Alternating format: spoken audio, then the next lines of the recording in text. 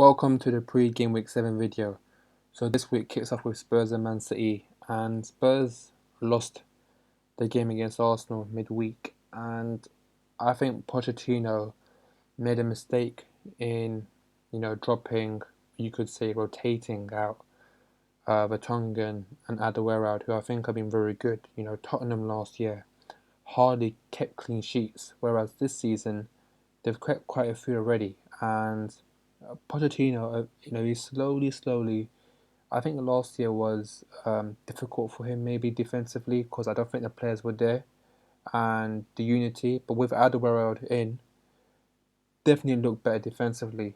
And however, with the changes in with Fazio and they got caught out to be fair, and Arsenal won. Man City on the other hand won 4-1 very convincingly. Outclassed Sunderland in the first half. They could have easily scored double digits if Sunderland continued playing how they were, but they decided to kind of limit the damage, and they managed to get a goal at the end. But I think the game was well and over within the first 36 minutes. In terms of this game, I only see Man City winning this game, to be honest. I think Spurs will benefit from the fact that they've rested a few players, like the ones I mentioned before, but I still think, Man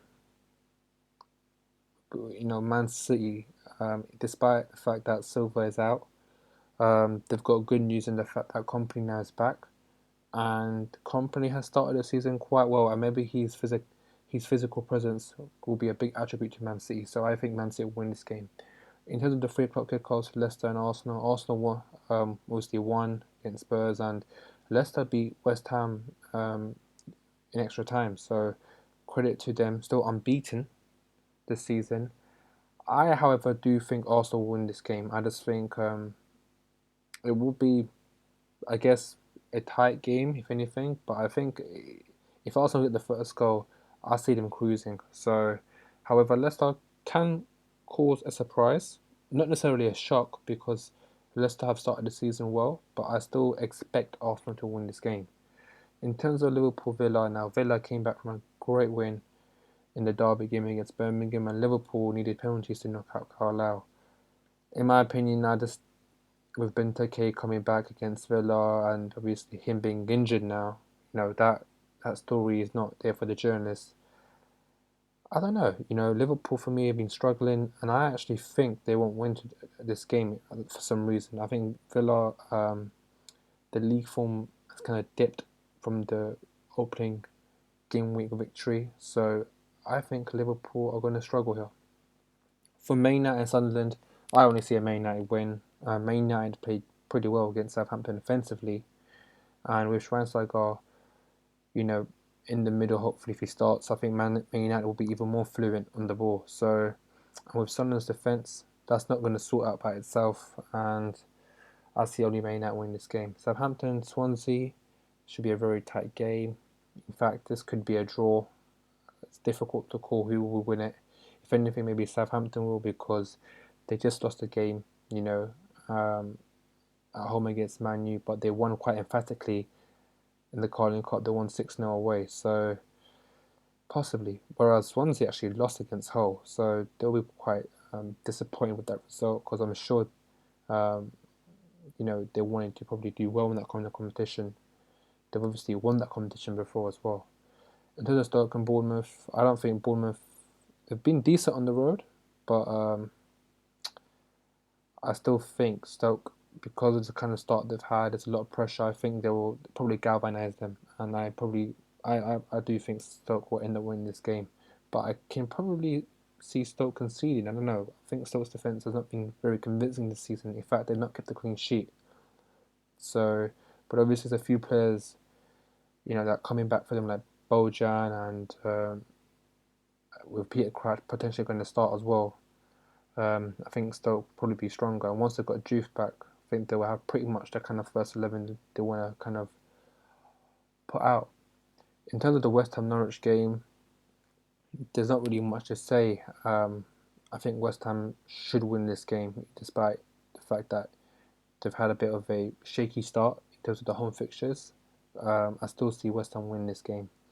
In terms of the 5:30 game, it's a big game for Steve McLaren, and you know Mourinho, as much as he doesn't want to admit it, and he's in his press conference, kind of slyly, I would say, put away the kind of attention on his team to he's just talking about external matters.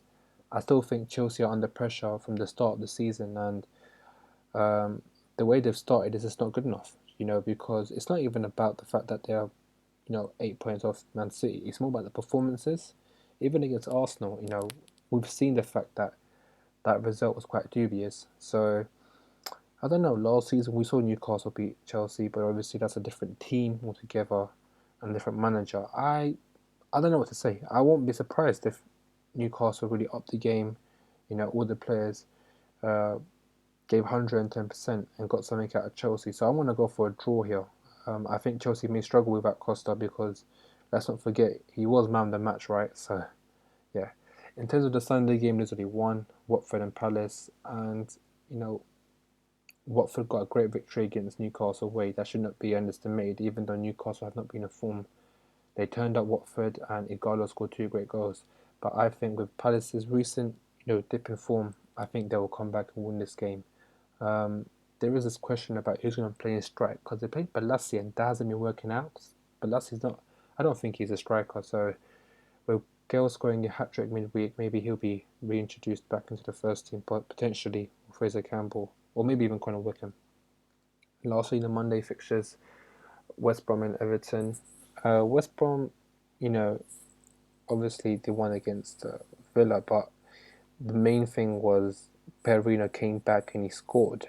And this is important because whether he leaves in January or not, he's obviously, you know, the staff there and the player himself are now settled on the fact that he will be playing for West Brom this season, or until the January transfer window at least. And I don't think he will actually move then. I think he will move in the summer.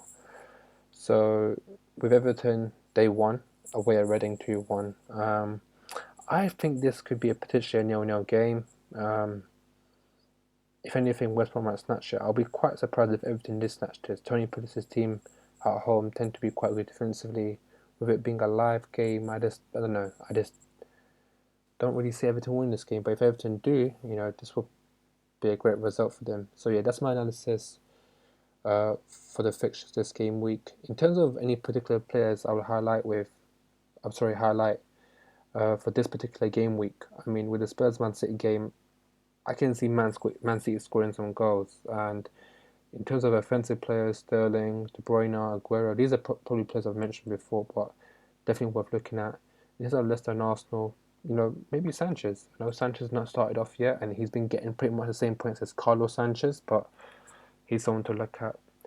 In terms of Man United Sunderland, I'm not going to talk about the Liverpool Villa game because there's not really any clear cut players.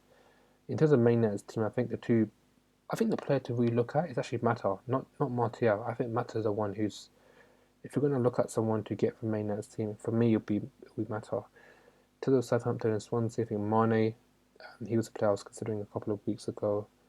He's been getting some good consistent points, so he's definitely someone to consider. From Stoke, Bojan valued at 5.3. If he starts scoring goals, I can imagine his value going up. And he's quite a cheap striker, so let's not forget how well he performed last season. So he's definitely someone to consider.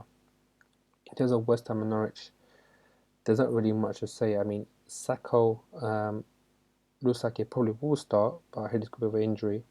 And Carroll's back in the first team, so later down the line, it might be worth considering which striker Bilic does play and looking at his value in fantasy appropriately. But right now, it's a bit of a too of risk to just decide, he's going to play this striker against Norwich because, let's be fair, they've got quite a lot of options of Valencia set to come back as well.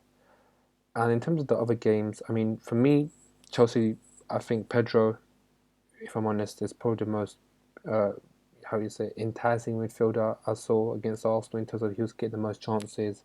He was kind of free in the sense he was given a free role to shoot, that license. So he's somebody I would consider. And depending on the Palace game and who plays on strike, Balassi. But I don't think that will stay too long. I think Balassi will be put back in the wing eventually. So Unfortunately, even though that could be an interesting purchase, I just don't think that's a wise transfer. And lastly, with West Brom Everton, Perarino, like I mentioned in the previous game week, it's probably the lowest you can get him at. And if he starts scoring some goals, it's definitely worth a punt. Does take penalties for West Brom. So yeah, that's my analysis of the fixtures and obviously some player recommendations. If you haven't joined the league, do join the Fantasy Football Fan League. So yeah, thanks for watching my video. Talk soon.